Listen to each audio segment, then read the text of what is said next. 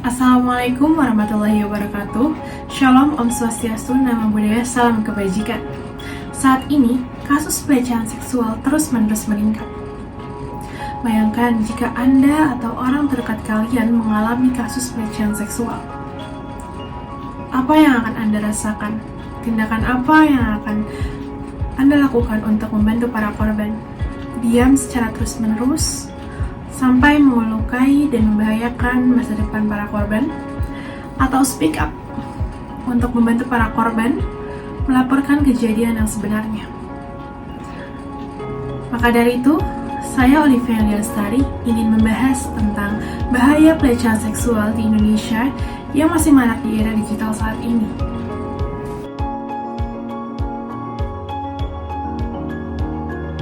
Menurut Koalisi Ruang Publik Aman atau KRPA menemukan bahwa selama pandemi, sekitar 4 dari 5 orang perempuan mengalami pelecehan seksual di ruang publik. Pelecehan seksual juga dialami oleh 3 dari 10 laki-laki dan 4 dari 5 orang gender lainnya. Pelecehan seksual merupakan hal yang sangat serius di Indonesia, bahkan di dunia, sejak sebelum adanya teknologi canggih. Dan sampai saat ini masih belum teratasi dengan baik. Dampak dari pelecehan seksual sangat mengkhawatirkan masa depan para korban. Sedikit dari banyaknya orang di Indonesia yang mengalami pelecehan seksual untuk berani speak up, sehingga mereka depresi karena memendam masalah tersebut sendirian.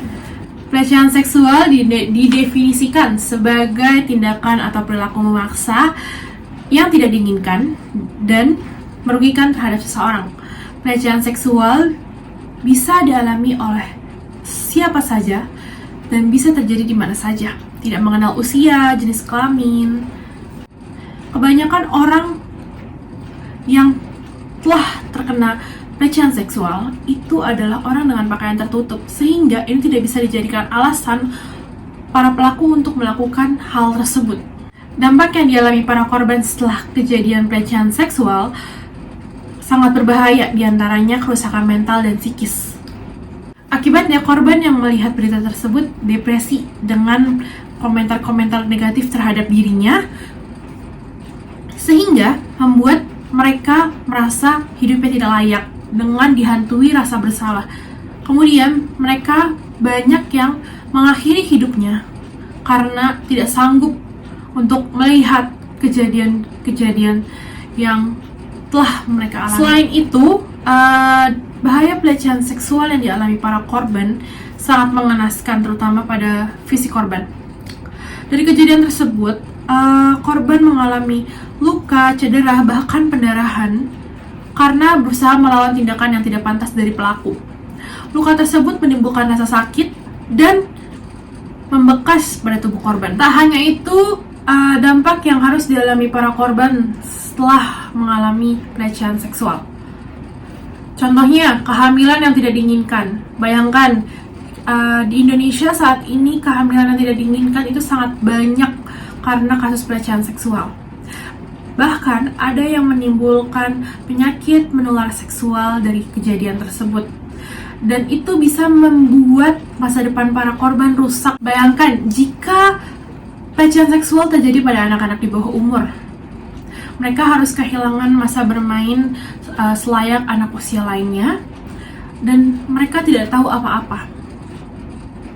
Dan mereka harus menanggung rasa sakit dan malu terus-terusan dengan rasa bersalah